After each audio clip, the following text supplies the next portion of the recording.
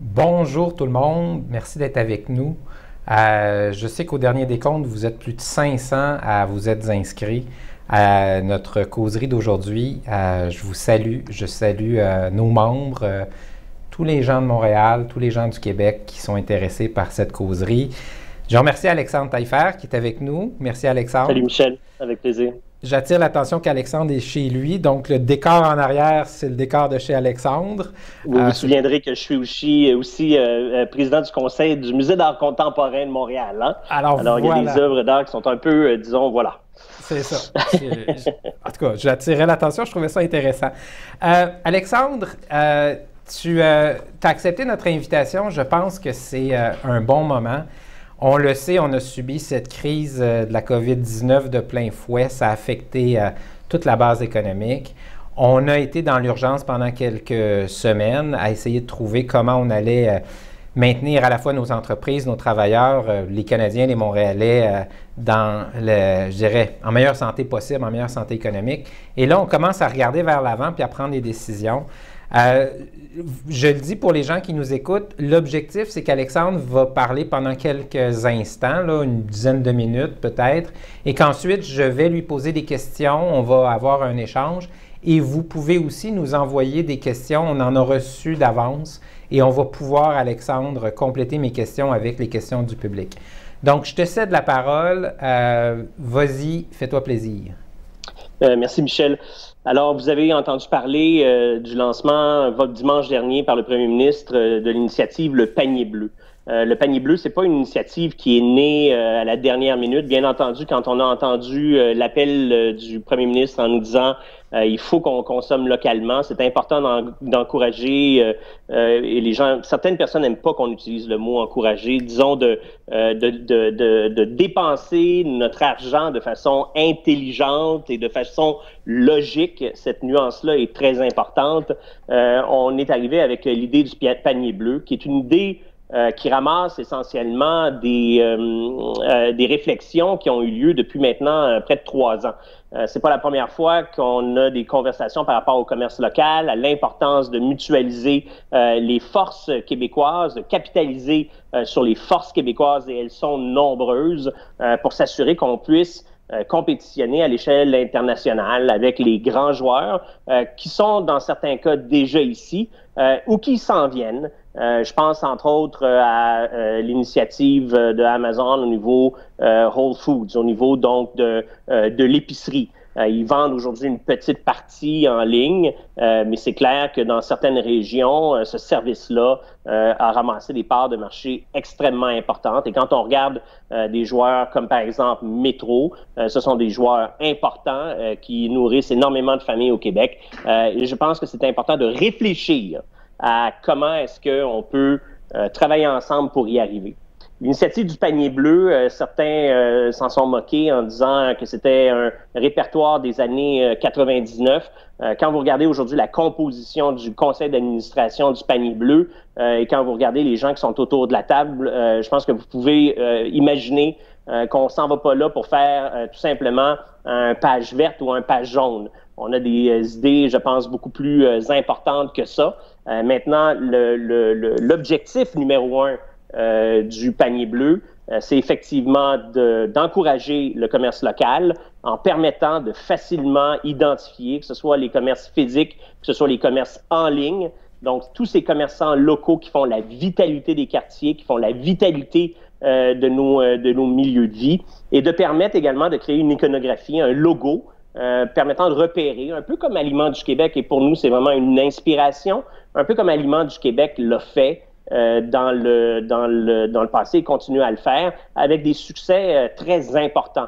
On voit aujourd'hui, quand Aliments du Québec, le logo est mis sur des choux-fleurs, des cocombres, ou que sais-je encore, le consommateur québécois a tendance à opter pour ce produit-là. On discutera après, Michel, bien entendu, des questions de prix, des questions d'efficacité, des questions de rapidité, tout ça va être très important. Mais donc, l'idée initiale, c'est vraiment d'être en mesure de faire un travail d'identification de ces commerces-là, et de permettre petit à petit un déplacement des habitudes de consommation vers une consommation locale.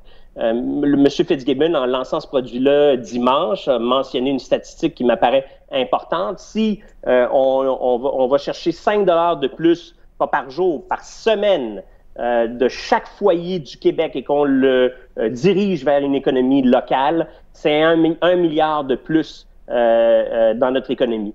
On sait aujourd'hui que le Québec a une balance commerciale négative de l'ordre de 20 millions de dollars. Alors, c'est vous dire à quel point est-ce que tout ça est important et peut avoir un impact. Je ferais juste reprendre ton dernier chiffre. Tu as dit 20 millions, tu voulais dire 20 milliards de dollars. J'ai-tu dit 20 millions? D'habitude, oui. je suis toujours du type à enfler les chiffres. Là je ne l'ai pas fait. Non, c'est pas ce coup-là. Écoute, Alexandre, j'aimerais ça qu'on revienne un petit peu parce que tout de suite, tu es tombé dans le vif du sujet, le panier bleu, mais ça fait des années, on se connaît, toi et moi, que tu parles de l'importance de trouver des solutions au Québec. Tout le monde sait qu'à un moment donné, tu as remis en question le modèle d'Uber et tu t'es lancé contre Uber. Avec grand succès. Avec grand succès, en fait. On verra, le jury est encore en train de délibérer. Des gens m'ont dit, là, ce qu'Alexandre Taillefer propose de faire, est-ce que c'est un peu à la Don Quichotte, cette fois-ci, de s'attaquer à Amazon? Dis-moi, comment tu vois le commerce local, les produits locaux? C'est pas clair que les Québécois, jusqu'ici en tout cas, sont allés de la parole aux actes. On a entendu beaucoup de choses sur acheter localement. Historiquement, comment tu vois notre comportement par rapport au commerce? D'abord, je pense qu'il y a deux éléments. Il y a la question du commerce électronique où le Québec est vraiment en retard, on le voit. On a de grands leaders dans le commerce du détail, des entreprises inspirantes, des entreprises qu'on adore. L'attachement de la marque que les Québécois ont envers les gens coutus, les métros, mais également tous les petits commerçants est très important et influence les parts de marché qu'on a. Le Québec est vraiment un des endroits où les commerçants locaux ont le plus de parts de marché dans le commerce physique. C'est la catastrophe, par contre, au niveau du commerce en ligne. D'après les chiffres du CFRIO, moins de 20% des achats étaient faits chez des commerçants, des achats en ligne étaient faits chez des commerçants locaux. Donc ça, c'est un vrai enjeu, un enjeu de société. Sans critiquer ce que le ministère de l'Économie a fait dans le passé, on se souviendra que le détail, l'industrie du détail, n'a jamais été considéré comme quelque chose de très important. Pourtant, le détail, c'est le tiers de notre PIB. Donc, c'est fondamental dans la vie de beaucoup de Québécois. C'est le plus grand employeur au Québec, c'est le commerce de détail. Et il faut, je pense, y attarder suffisamment d'attention. Alors, quand on regarde ce qui est en train de se passer à l'international, quand on regarde comment est-ce que la chaîne logistique devient importante, comment est-ce que la chaîne de livraison devient importante, comment est-ce que la sécurité, l'efficacité devient importante, il va falloir qu'on réfléchisse à comment est-ce qu'on peut aller à la guerre avec autre chose que des lance-patates. J'utilise souvent cette expression-là, mais je pense que c'est une expression qui parle adéquatement de la situation. Je donne un exemple de ça. Métro, que j'adore, qui est un détaillant formidable, qui fait une place aux produits d'ici, où il y a un paquet de marchands locaux qui font une différence dans leur communauté. Je me suis mis en ligne relié à la période de COVID-19. Moi, j'achète régulièrement et habituellement, ça m'est livré le lendemain. Alors, la période qui m'a été allouée, mardi dernier, c'est samedi, pas dans 2 jours, c'est samedi le 18. OK? Alors, on voit aujourd'hui à quel point est-ce qu'on a été pris de court, que la chaîne logistique est importante et que même les gros joueurs doivent réfléchir à comment faire leur prochain geste, prendre des décisions pour être plus efficaces. Avant de basculer dans la solution panier bleu, je voudrais t'entendre un peu. Nous, on a fait un sondage récemment où on demandait aux entreprises de la région métropolitaine quels sont les mécanismes que vous utilisez dans la crise actuelle pour maintenir vos activités, votre chiffre d'affaires. On a eu 5 % des entreprises qui ont dit, grâce au commerce en ligne, j'arrive à maintenir mon chiffre d'affaires. On a été surpris. On s'attendait à ce qu'il y ait beaucoup plus d'entreprises qui disent, le commerce en ligne m'aide à sauvegarder mon chiffre d'affaires, mes emplois. On peut réfléchir à des solutions, puis on va parler du panier bleu, mais c'est un défi majeur du point de vue des petits joueurs et des entreprises de développer à grand V des solutions de commerce en ligne, de sites transactionnels. Et pourtant, on a toutes les compétences requises au Québec. que ce soit de grands joueurs comme CGI, des gens comme Orchestra ou de plus petits joueurs, ou c'est-à-dire pas nécessairement des plus petits joueurs, mais des joueurs qui offrent des solutions sur mesure pour de plus petits commerçants comme Lightspeed. Quand on regarde l'expertise que l'on a en réseautique, en sécurité, en logistique, c'est quand même, ça fait quand même mal au cœur de voir que là où il y a des offres d'emploi en ce moment, c'est pour des services de livraison de commerçants étrangers. Ça engage à pelleter en ce moment. Et là, on se rend compte à quel point est-ce que on est en retard et qu'on doit, c'est une question, c'est impératif. On doit aujourd'hui mettre une stratégie ambitieuse en place pour le commerce électronique. Bon, arrivons dans le sujet, le panier bleu. Tu dis, des gens ont dit, c'est un bottin, tu as dit tantôt, les gens qui sont là ne sont pas là pour des solutions des années 90. Comment tu vois opérationnellement le panier bleu dans les prochaines semaines? On verra à plus long terme, mais dans les prochaines semaines, qu'est-ce qu'un commerçant doit faire, puis qu'est-ce que panier bleu va permettre de faire? Alors, ce qui est très important, c'est de comprendre que la prémisse de base, c'est de dire tout ce qui est un frein à l'adhésion, à la création d'un bottin complet des commerçants québécois doit être éliminé. C'est une OBNL, le panier bleu, il n'y a aucun frais, il n'y aura jamais aucun frais pour qu'un commerçant soit capable de s'identifier, de fournir les informations pertinentes pour permettre aux consommateurs de retrouver ce qu'ils recherchent. Un commerçant qui livre de la bière d'ici 2 heures à Pointe-Saint-Charles, mais également, et je dirais à moyen terme, c'est-à-dire dans les prochains mois, la possibilité d'avoir également une recherche par produit. Donc, moi, j'aime la Pit Caribou IPA, livrable à l'intérieur de 2 heures à Pointe-Saint-Charles, où j'ai déménagé à Sainte-Rose. Qui est capable de m'offrir cette information-là? L'information qui est importante, en fait, contre qui est-ce qu'on se bat et quel est notre KPI, notre index de performance, comment est-ce qu'on va déterminer si le panier bleu est un succès? C'est assez simple. Aujourd'hui, le consommateur va principalement sur Amazon pour aller chercher des produits. Quand on recherche un produit, on va sur cet engin de recherche-là. C'est plus puissant que Google. Google est très bon pour trouver des commerçants. Alors aujourd'hui, ce qu'on dit, c'est qu'on a un site Internet qui va contenir tous ces commerçants-là, idéalement les bases de données de produits. Et notre objectif est de déplacer une partie des recherches qui sont faites sur Amazon ou qui sont faites sur Google sur un engin de recherche qui va présenter un contenu qui va être essentiellement 100% québécois. Est-ce qu'on va avoir une sophistication aussi importante? La réponse est non. On ne peut pas faire en 1 mois ce que d'autres ont mis des années et des années à développer. Est-ce qu'on est capable d'utiliser des petits génies à Montréal et dans le reste du Québec, un peu partout, pour améliorer les performances et arriver à un certain niveau de sophistication qui fait que le consommateur va y trouver son compte? Moi, je suis convaincu que oui. Et la performance, pour juger de la pertinence de ça, si demain matin, on fait, je ne sais pas moi, 1% des recherches qui sont actuellement faites par les Québécois sur les autres engins de recherche et qu'on est en mesure d'envoyer pour les gens de marketing des leads qualifiés dans les commerces physiques ou dans les commerces virtuels, on va avoir gagné notre pari. Je vais te donner un exemple, là, puis on pourra en trouver plein. Je me cherche dans les prochains jours, là, j'ai décidé de me faire plaisir. Je veux acheter une table de chevet. Je veux pas attendre la fin de la crise, je ne sais pas quand ça va rouvrir. Fait que j'ai, puis là, je ne sais pas si ces magasins-là sont ouverts, mais on a un distributeur au Québec, ça s'appelle Structube. C'est un distributeur au Québec, c'est un détaillant. En même temps, il s'approvisionne pour beaucoup de ses produits en Chine et à l'extérieur du Québec. J'ai aussi des fabricants de meubles québécois qui peuvent être artisanales ou en usine. Donc, c'est du québécois. Un, c'est du distributeur vente au détail. L'autre, c'est un fabricant qui peut vendre directement. D'abord, est-ce que ces deux types de, je dirais, de produits ou de marchands québécois sont considérés par panier bleu? Puis deuxièmement, moi, est-ce que sur panier bleu, je peux voir quels sont les modèles de table, quelles sont les dimensions, quels sont les prix, ou si ça veut dire que je fais une deuxième étape où je vais sur les sites des commerçants pour voir les détails de ce qu'ils offrent? Comment tu vois ça? Oui, alors répondons à la dernière question, comme ça je vais pouvoir revenir puis essayer de me souvenir de ce que tu m'as posé il y a 2 minutes et demie. Alors, la première réponse est non, on ne fera pas pour l'instant de la comparaison de prix.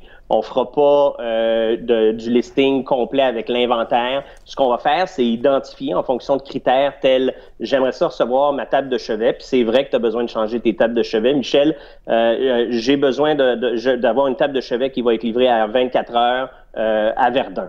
Et j'aimerais ça, je sais pas moi, est-ce qu'on pourra rentrer d'autres critères? On verra, mais pour l'instant, on va garder ça suffisamment simple. C'est très, très compliqué en ce moment. Je fais une chronique à Patrick Lagacé à tous les soirs et j'essaie de trouver un secteur dans lequel je vais aller proposer 3 commerçants québécois. Hier, c'était le chocolat, mais avant ça, j'ai fait la livraison de bière, je parle de viande. Juste faire cette recherche-là en ce moment, ça me prend probablement 1 heure sur Google pour identifier les bons commerçants. Alors, c'est vous dire à quel point est-ce qu'aujourd'hui, cette information-là n'est pas structurée et il n'y a personne qui détient, il n'y a pas un endroit qui détient tous les commerçants disponibles. Alors, maintenant, parlons du degré de bleu, parce que c'est un peu le fond de ta question entre Structube et ébénisterie André Desmarais. Alors, c'est même pas son frère, rien, ils sont pas reliés, là. C'est pas le André Desmarais.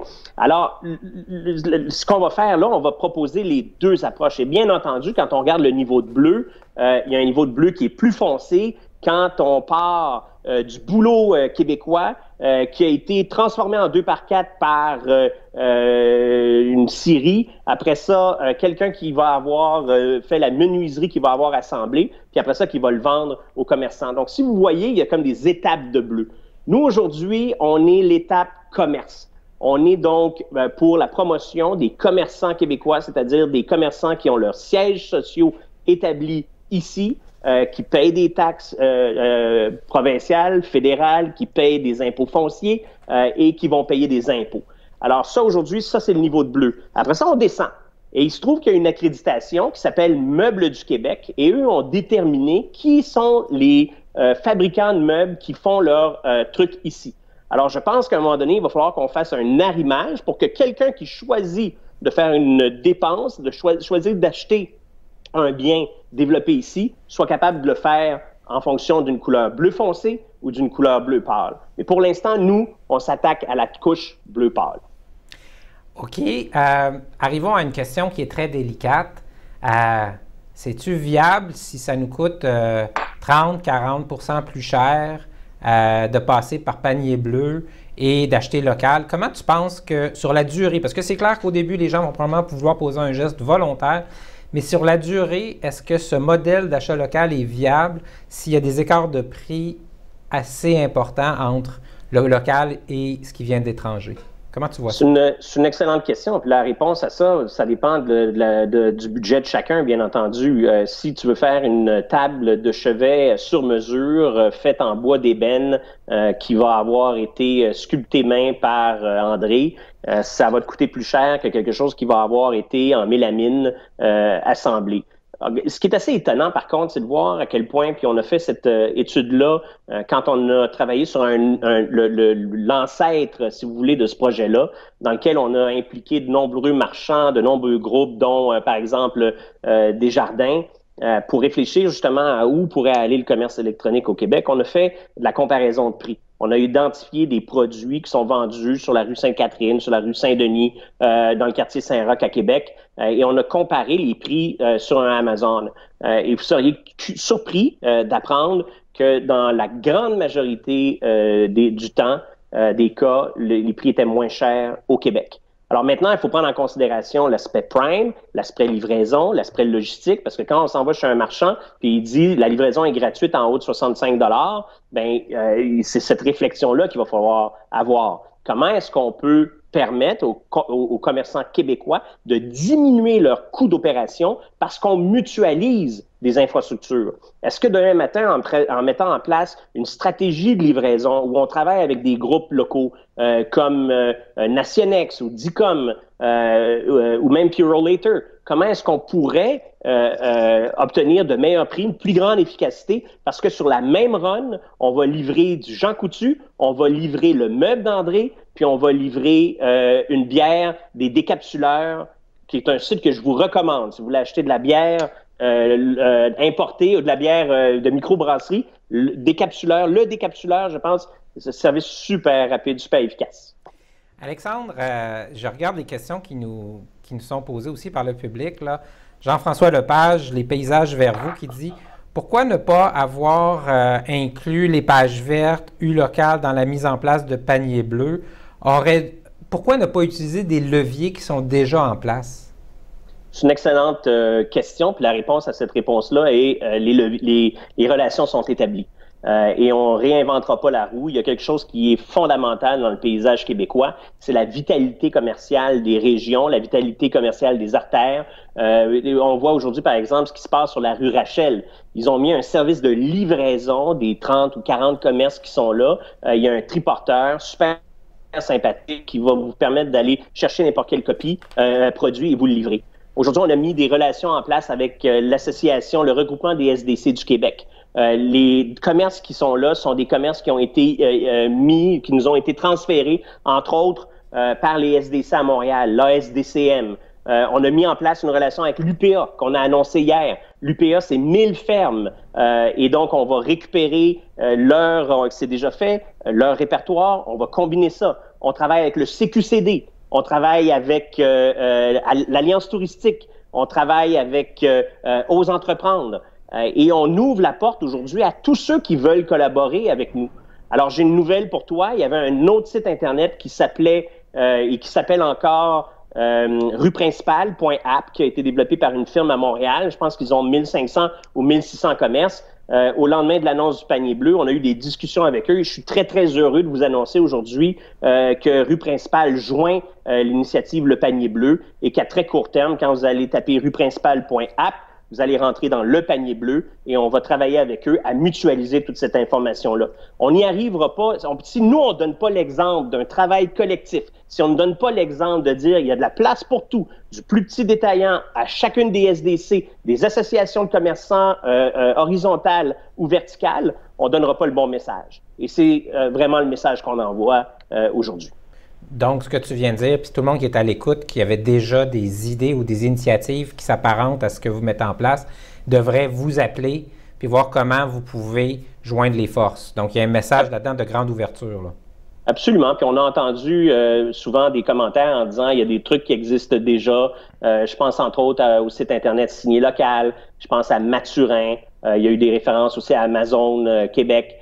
Tout ça sont des initiatives à but lucratif qui veulent faire la promotion et la vente de produits. Nous, aujourd'hui, on est là pour faire la promotion de ces sites-là. On veut s'assurer de leur découvrabilité et notre objectif, c'est de devenir dans la tête du Québécois et de la Québécoise la destination numéro 1 quand on veut trouver quelque chose. Et il y a tout un volet physique à ça. L'icône du panier bleu va être installée par autocollant chez les marchands, chez les commerçants qui font partie de l'initiative. Et on espère bien, puis ça c'est un autre KPI qui peut être facilement testé, que, excusez-moi d'utiliser le terme anglophone, mais le brand awareness, la notoriété de la marque en français puisse atteindre 35-40% de façon non assistée d'ici 6 mois. Et si on atteint encore une fois cet objectif-là, je pense qu'on va être très, très, très content et on peut y arriver parce que M. Legault l'a annoncé à son point de presse qui est suivi comme l'élimination ou l'élimination, c'est comme si j'anticipais l'élimination des Canadiens si jamais ils allaient en finale de la Coupe Stanley.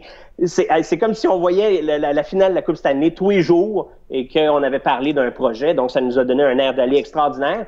Et on a eu des lacunes, hein? On s'entend, notre objectif était de lancer un projet où on allait solliciter les commerçants à venir. On a eu peut-être un enjeu de communication à ce niveau-là. On travaille sur l'engin de recherche. C'est un projet qui a démarré il y a 14 jours. Là. On travaille 18 heures, 20 heures. Ça doit faire depuis que j'ai 21 ans que j'ai pas travaillé fort comme ça, avec autant d'enthousiasme sur un projet. Hey, heureux de savoir que tu travailles fort. Écoute, j'ai une question, puis ça revient un petit peu sur ce qu'on disait tantôt, les nuances de bleu, là, les 50 nuances de bleu. Jean-Christophe Bédos, qui travaille chez Burks, qu'on connaît bien à Montréal, dit avez-vous une définition du terme produit local du Québec? Faut-il être fabriqué au Québec? Si c'est conçu au Québec, si c'est destiné au Québec, assemblé au Québec? À un moment donné, la question va se poser c'est peut-être fait à l'étranger, c'est peut-être vendu par une marque étrangère, mais c'est peut-être conçu ou dessiné par des entreprises québécoises. Comment on va tenir compte de toute cette expertise du Québec? C'est rare maintenant qu'on fait tout où des fois, on ne fait pas du tout l'étape finale, puis on ne le vend même pas, mais on l'a conçu, on l'a designé. Comment on va tenir compte de ces réalités-là? Absolument. Alors, je suis très content d'entendre une question de M. Bedos de chez Bergs. Bergs, c'est une icône de la joaillerie québécoise. Les gens ne se rendent pas compte à quel point est-ce que ça fait partie de l'histoire de Montréal. Et c'est clair aujourd'hui que la question, par exemple, du design du produit est extrêmement important. Pour nous, Bergs fait de facto partie du panier bleu parce qu'il s'agit d'un commerçant québécois. Maintenant, dans le processus d'achat, il va falloir déterminer, et c'est pas une obligation, mais je le vois un peu comme la fiche alimentaire qu'on retrouve sur le côté d'un produit. Tu sais, tu as les lipides, tu as les glucides, tu as le sodium, et moi, mon docteur m'a dit, limite le sodium un peu, OK? Alors, je regarde comme il faut cette fiche alimentaire-là. Est-ce qu'on peut penser, développer éventuellement au fil des années, une fiche qui nous permettra, comme consommateurs, de pouvoir prendre une décision éclairée quand on achète un produit. Et donc, la question du design est extrêmement pertinente. On sait que le Québec est un producteur d'or. On sait que le Québec est un producteur de diamants. On sait que Bergs a fait déjà du travail dans le passé pour faire la promotion des diamants avec tous les enjeux que ça peut générer. Alors, toute cette réflexion-là va être très importante. Et je pense que ce qui est important, c'est d'encourager le commerce local et de comprendre que quand on dépense $1 dans un commerçant local, il en reste beaucoup plus ici, sous toutes les formes, que quand on le dépense chez un commerçant international. On entend parler souvent de l'enjeu qui est, c'est vrai qu'on devrait acheter localement un peu plus, mais c'est vrai qu'on devrait vendre internationalement beaucoup plus. Est-ce que, à travers ce qu'on fait là, comment tu vois l'analyse de ceux qui disent le défi, là, c'est de performer sur Amazon, sur les grands sites internationaux pour pouvoir vendre nos produits d'ici, exporter et faire partie de ces chaînes mondiales de détaillants virtuels sur le web. Comment tu vois cette double réalité, acheter local mais vendre international? Alors, c'est une excellente question. Je pense qu'il faut faire très attention de ne pas être dogmatique. Bien entendu, pour un commerçant local, de pouvoir développer ses marchés, de pouvoir exporter, de pouvoir vendre ses produits. Et donc, parce qu'on produit plus, on est capable d'obtenir de meilleurs prix, on est capable de devenir plus compétitif. Tout ça fait partie de la game. Je pense qu'on n'est pas en train d'envoyer un signal de protectionnisme à outrance. On envoie un signal qui dit, est-ce qu'on ne devrait pas travailler sur des stratégies de commercialisation tout le monde ensemble, sur des stratégies d'infrastructure tout le monde ensemble pour nous permettre de compétitionner avec ceux qui sont les meilleurs au monde dans le marketing et dans la logistique. Et si on ne regroupe pas nos efforts, on va avoir beaucoup de problèmes à compétitionner. Et à partir du moment où on a cette capacité-là, où on est plus productif, où on robotise nos entreprises, on va être en mesure de compétitionner à l'international. Et quand on parlait de déficit commercial tout à l'heure, il y a 20 milliards, je le répète, de déficit commercial au Québec. Si on est capable de couper ça en deux au cours des années, parce que, un, on dépense davantage localement et que, deux, on fait davantage d'exportation parce qu'on a créé des gagnants ici au Québec, on va avoir réussi un grand pari. Et je sais que ça, aujourd'hui, c'est une grande préoccupation du gouvernement Legault. Je mentionnerai un point, je donne tout le temps l'exemple de cette entreprise, je pense c'est G.D. Woods ou j'oublie le premier, les initiales. C'est une compagnie qui a développé des bâtons de popsicle. Alors, il se trouve qu'au Québec, on a bien du boulot et il se trouve qu'au Québec, on a des gens absolument incroyables en robotisation. Et ces gens-là ont développé une machine qui permet de tester 1000 bâtons de popsicle à la seconde avec de la reconnaissance visuelle pour éliminer les échardes.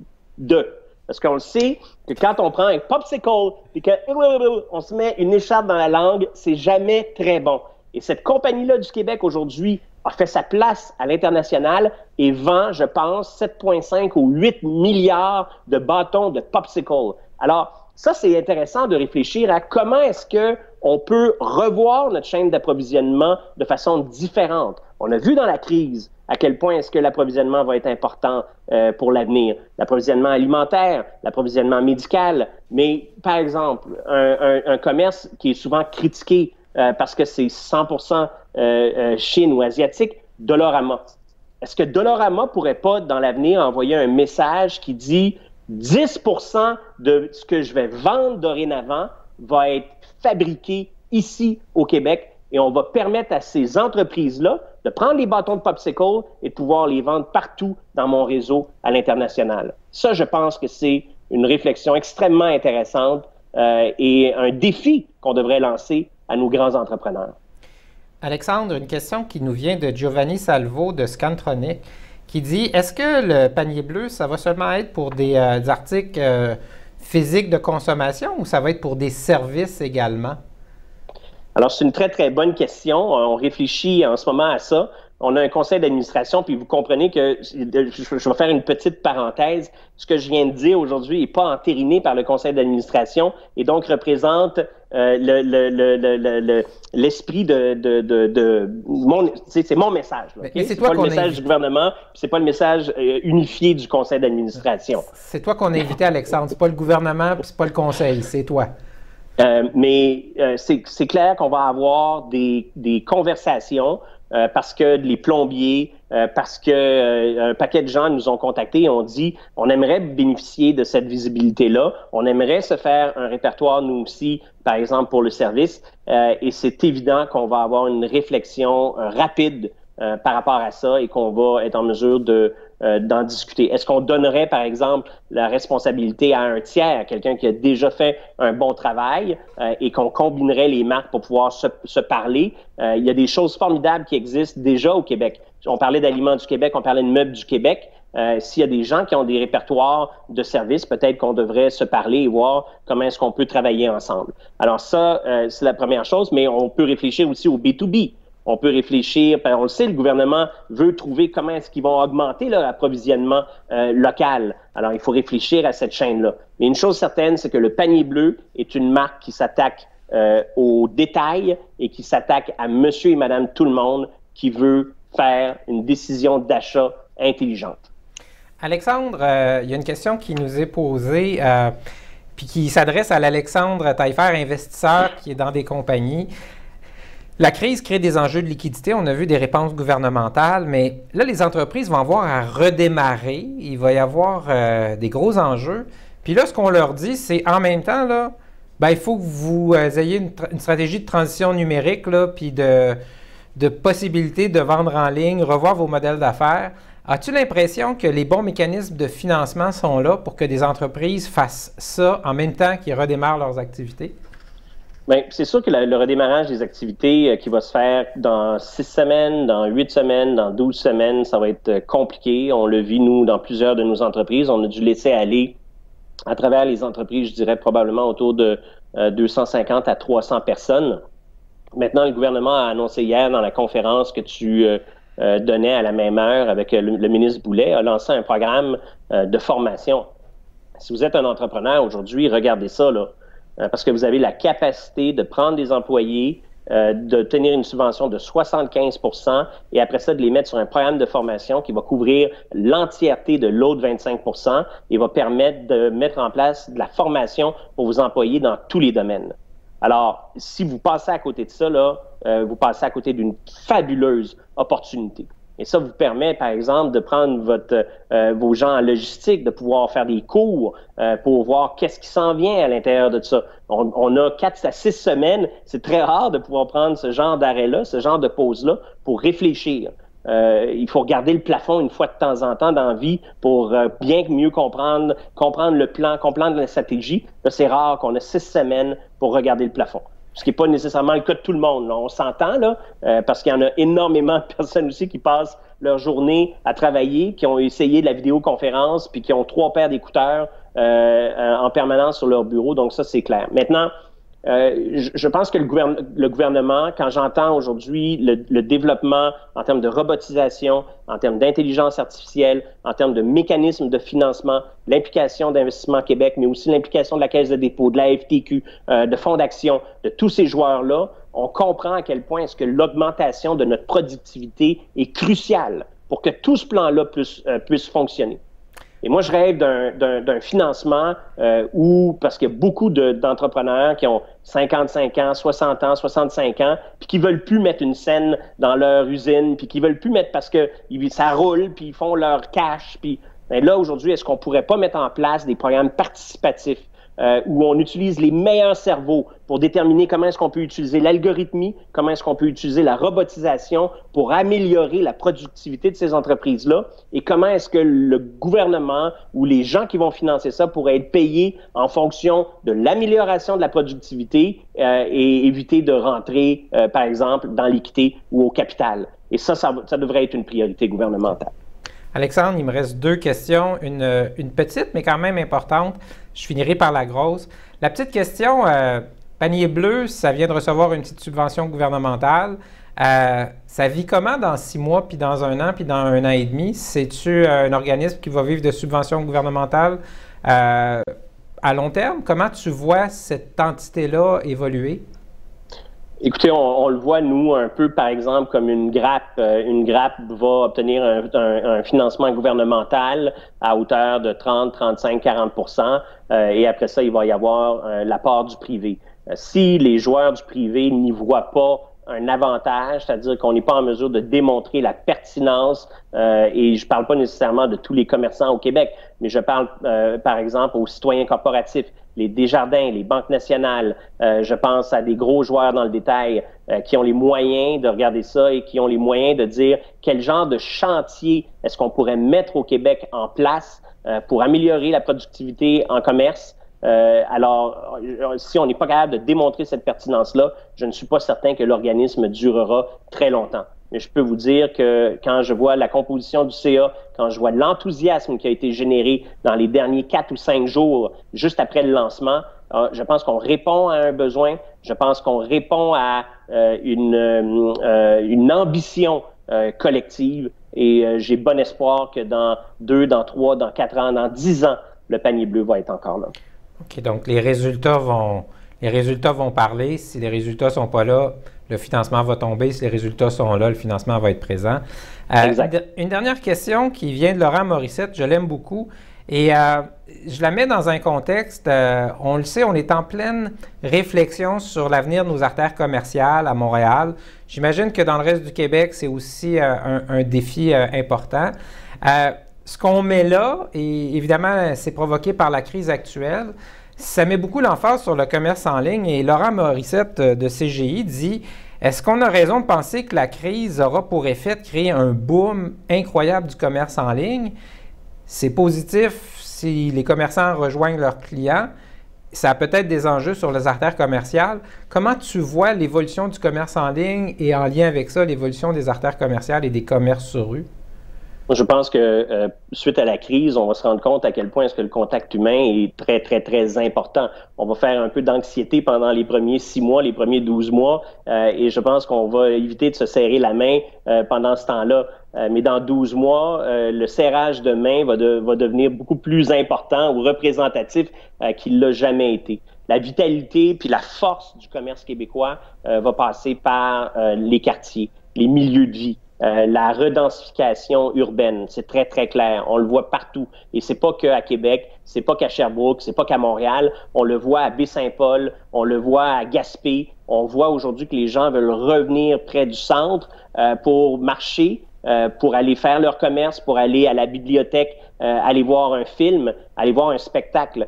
Et c'est ça la vie. On s'en rend compte, je pense, plus que jamais avec la crise. Alors, je ne vois pas ça comme étant en opposition. Au contraire, et je dirais que la force, parce qu'on a aujourd'hui des commerçants importants, de la restauration, tous ces petits commerçants-là, des petits fermiers, j'aurais aimé parler de la ferme des 4 temps, on y reviendra, pour faire référence à l'autre André Desmarais, qui est un modèle, je pense, très intéressant.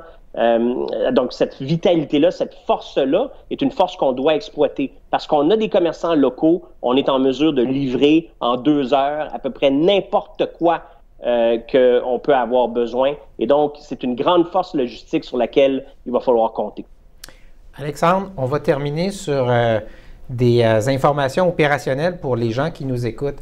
Donc, moi, je suis un commerçant détaillant québécois. Présentement, j'ai jamais entendu parler avant il y a 2 jours de panier bleu.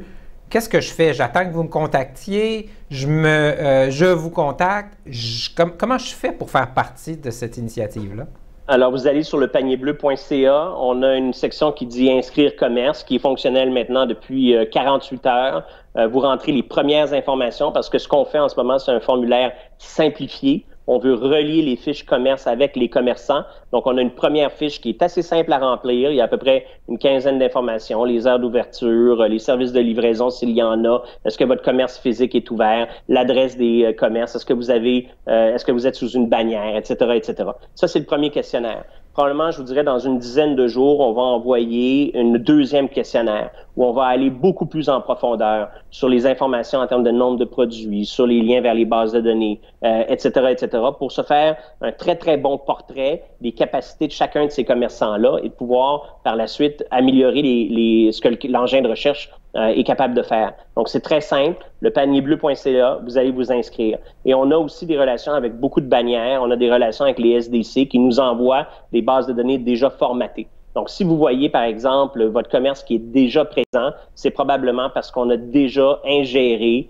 on a déjà mis à l'intérieur de la base de données un fichier Excel, un fichier en SCSV qui nous a été envoyé. Même chose pour les bannières, on le voit. On va rentrer petit à petit les IGA, les métros, les couche-tard, des grands détaillants d'ici, mais également des détaillants un peu plus modestes qui sont très importants dans le paysage commercial du Québec.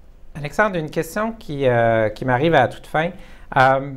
Des entreprises de livraison locale qui voudraient se rendre disponibles, tu peux avoir des commerçants qui voudraient offrir leurs services, tu peux avoir le site qui les aide à être détectés.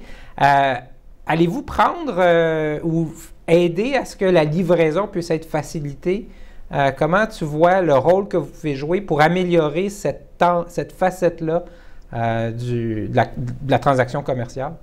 Alors, c'est une question qui est souvent posée, puis j'ai reçu beaucoup de messages de gens qui ont des firmes de livraison très bien établies, de Guilbeault à Nationex à autres, et également des petits livreurs, parce que faut pas se le cacher, aujourd'hui, les firmes internationales, puis je reviendrai pas dans mon combat contre Uber, mais les Uber Eats, les Foodora et ces gens-là qui prennent 30% des revenus des restaurants pour vous mettre en relation avec un livreur. Aujourd'hui, il faut qu'on ait une réflexion par rapport à ça. Alors, la réponse courte est non, on ne peut pas s'insérer aujourd'hui en termes de logistique entre nos commerçants et ce qui existe déjà. Ça doit faire partie de la réflexion, ça doit faire partie d'un chantier logistique et qu'on arrive avec une approche unifiée où on va travailler avec les forces vives et où on pourra greffer à ça des travailleurs autonomes, idéalement payés 15 pièces de l'heure avec un filet social. Tu connais ma tendance à cet égard-là, Michel. Mais ce qu'on pourra faire, par exemple, rapidement, c'est peut-être dans quelques mois, quand on va avoir fait débroussailler tout ça, que l'engin de recherche fonctionne bien, qu'on a livré un produit satisfaisant, peut-être qu'on va développer des fiches questions, puis on pourra t'inviter à venir nous parler du rôle de la Chambre de commerce dans le détail, puis à quel point est-ce que c'est important. Puis on invitera une Catherine Pinard de chez Nationex pour nous parler de livraison. On fera des webinaires et on permettra de lister des fournisseurs québécois qui peuvent aider tous les commerçants à être efficaces. Merci. Si j'essaie de résumer, je pense qu'on a identifié 3 grands chantiers. Celui de toutes les entreprises elles-mêmes qu'elles doivent faire pour se rendre fonctionnelles en ligne, site transactionnel, l'information et s'assurer que ces entreprises-là vont s'inscrire à Panier Bleu. Vous, chez Panier Bleu, il faut que vous soyez capable d'accueillir tout ce volume, d'améliorer l'information que vous allez donner, puis éventuellement de rendre ça très fluide. Puis tu finissais en disant, et il y a un chantier au niveau de la livraison, des services de livraison, pour que cet aspect-là soit aussi fait localement avec la plus grande efficacité possible. Donc, je pense que je te disais que dans le chantier 3 va être très large. Il faut avoir une vision globale des enjeux reliés au commerce électronique, la livraison en étant un. Et je vais vous donner quelques statistiques parce que tu disais qu'il faut qu'on soit efficace. On a reçu, depuis le lancement, 9000 commerces qui ont voulu s'inscrire. Alors, vous imaginez qu'on doit les regarder les a approuvés, vérifier que les données sont pertinentes, que c'est pas quelqu'un qui essaye de venir faire son fin finot avec de la fausse information commerciale. Alors, il y a tout ce processus-là. On est une start-up, là. On n'existait pas il y a 14 jours. On a sauté en bas d'une colline. On est en train de tricoter le parachute. Et pour l'instant, ça va pas si mal, avec quelques hiccups, mais ça va pas si mal. On a, en dessus, 150 000 Québécois qui se sont abonnés à notre infolettre en moins de 4 jours. J'ai jamais vu ça. J'ai jamais vu autant d'enthousiasme pour un projet, à part peut-être Théo, mais même ça dépasse Théo, je pense. Bon. Allez. Eh bien, je te remercie, Alexandre. J'en profite pour faire une petite infopub. Je vous invite, tous ceux qui nous écoutent, mardi prochain à 10h30. J'aurai l'occasion d'échanger, comme on vient de le faire, mais avec la mairesse de Montréal, la présidente de la CMM, Valérie Plante. Et on va parler, entre autres, de comment ça se passe dans la région métropolitaine et du redémarrage et de la relance et comment on peut s'organiser. Donc, je vous invite à être des nôtres mardi prochain à 10h30. Alexandre, je te remercie beaucoup. C'est pas la dernière fois. On va suivre ça de près. À bientôt. À bientôt tout le monde. Joyeuse Pâques. Restez prudents, restez confinés. Mais ça s'en vient. On garde courage. À bientôt.